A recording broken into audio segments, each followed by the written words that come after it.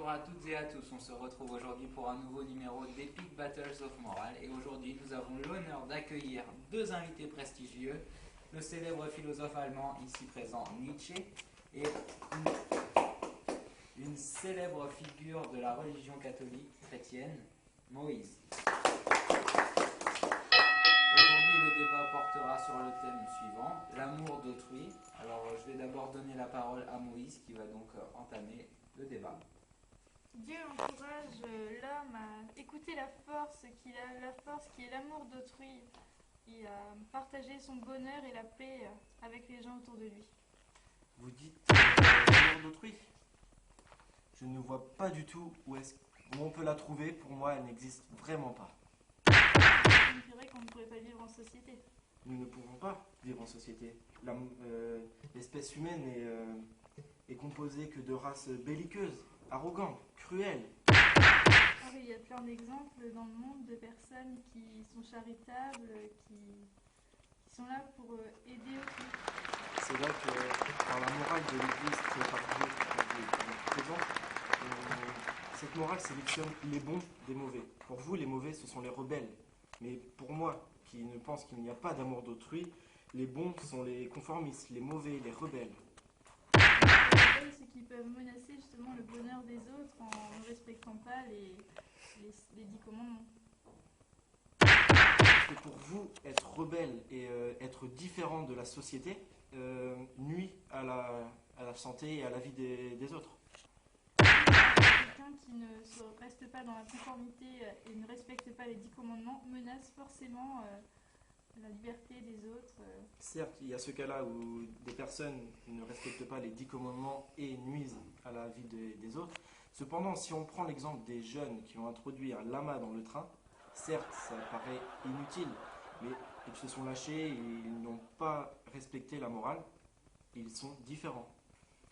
Et pourtant, ils n'ont pas fait de mal, il n'y a pas de manifestation, il n'y a eu aucun souci. C'est même devenu une mascotte. Ils n'ont pas... Il n'y a aucun 10 commandements qui n'a pas été respecté.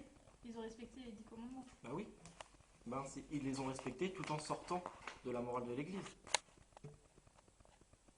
Je sais pas ce que la morale de l'Église vient faire ici. Parce que la morale de l'Église embrigade les gens, et l'embrigadement de ces gens est dû aux 10 commandements qu'a créé Dieu. Dieu n'embrigade pas les gens, ils aident juste à partager la paix et le bonheur entre eux. On peut ne pas être dans la morale de l'Église, respecter Dieu et être différent, et ne pas forcément être charitable. C'est pas parce qu'on ne respecte pas Dieu que le jour du jugement, on sera forcément en enfer. Cependant, je viens de parler du jugement dernier. Et comme vous l'avez pu le voir, c'est le jugement des faibles. Parce que le jugement dernier et toute autre chose créée par Dieu, c'est parce que les faibles n'ont pas réussi à vaincre les forts par la force. Donc ils ont utilisé la force des idées. C'est pour ça qu'ils ont utilisé ça pour contrer les forts. Mais Dieu ne parle pas du fort ou faible. La seule personne qui pourrait être qualifiée de fort, ce serait Dieu. Car Dieu est tout puissant et c'est celui qui... C'est celui qui a émis toutes les idées. C'est celui qui a essayé d'embrigader tout le monde. Pas d'embrigader les gens. Parce que c'est un troupeau. C'est la société actuelle, à cause de Dieu, c'est un troupeau. Il essaie de leur permettre d'accéder au bonheur et à la paix. Je ne suis pas du tout d'accord. La morale repousse toute pulsion et tend vers le bas la société. Elle ne peut pas se libérer et vivre comme elle le voudrait. Oui, mais si les gens ne respectaient pas la morale religieuse, et elle tire vers le haut les gens, justement, pour qu'ils puissent vivre en communauté et en paix. D'accord. Faut pas oublier que l'homme est un animal. Et que malgré Dieu et les idées qu'il émet pour essayer de contrôler la société, comme vous dites, pour qu'on vive tous en harmonie, l'homme peut sortir de ses gonds et être très très cruel. Je propose une dernière réponse de ce débat.